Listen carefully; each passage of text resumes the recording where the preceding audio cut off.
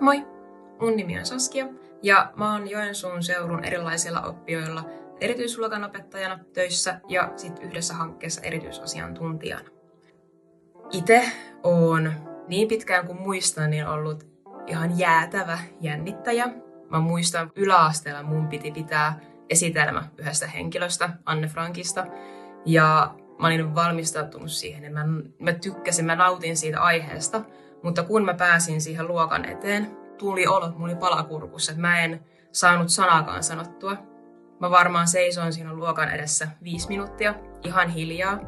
Mun luokkakaverit katsoi, että miksi toi ei sano mitään, ja opettaja vähän katsoi, että pitäisikö tehdä jotain asialle. Ja mä muistan siinä hetkessä, se tunne oli aivan jäätävä, se oli ihan kauhea. Ja mä vaan mietin mun päässä, että mun on pakko nyt vaan saada tää vedettyä, että jos mä en tee tätä, niin kuka sit muu tekee tämän mun esityksen sit tahmeesti. Mutta sit se lähti lutviutumaan, niin sain sen pidettyä. Miten jännitys näyttäytyy mussa?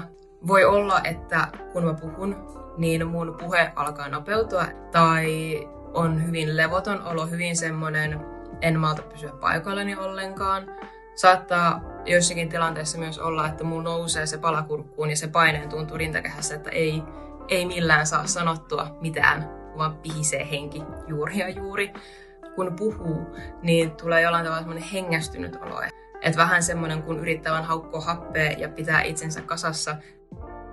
Miten tässä sitten on päässyt yli? Edelleen jännitän. Se jännittäminen ei ole hävinnyt mihinkään.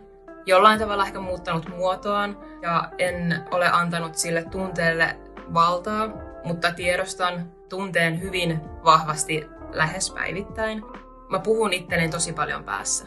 Ja kun on tulossa tilanne, mitä mä jännitän, mä sanotan itselleni, että ei ole mitään hätää. Sä tiedät, mitä sä teet, sä osaat. Että tavallaan se tilanne, mitä mä jännitän, on tulossa tarkoituksella. Järjellistän jollain tavalla sen tilanteen, mitä mä jännitän itselleni semmoisen muotoon, mikä mulle on ikään kuin helpompi ymmärtää. Jos mulla on mahdollisuus, niin mä myös usein sanotan ääneen, että hei, mua jännittää. Saattaa olla vähän levottomat jalat. Tai että mulla on tämmönen stressilelu mukana. Ja se on tosi ok. Ja myös se, että jos tuntuu, että joku asia, mitä jännittää, niin se ei mene ihan niin kuin pitäisi, niin sitten voi miettiä, että hei, että mä kuitenkin tein sen ihan superhyvä minä. Ennen kaikkea tärkeimpänä ajattelen, mitä jännittämiseen tulee, on, että kerryttää niitä kokemuksia ja aina ei voi mennä putkeen ja sen tiedostaminen. Antaa itselleen kiitosta myös siitä, että vie itseään sinne haastaviin tilanteisiin. Miettii, että mikä tässä oli nyt hyvää, missä onnistuin, jes hyvä, ja mitä voisi tehdä eri tavalla. Onko vaikka valmistautuminen tilanteeseen eri tavalla tai vaikka kaverille tai jollekin muulle sen sanottaminen, että jännittää. Tai voiko joku muu olla just se juttu, mikä voisi sua auttaa.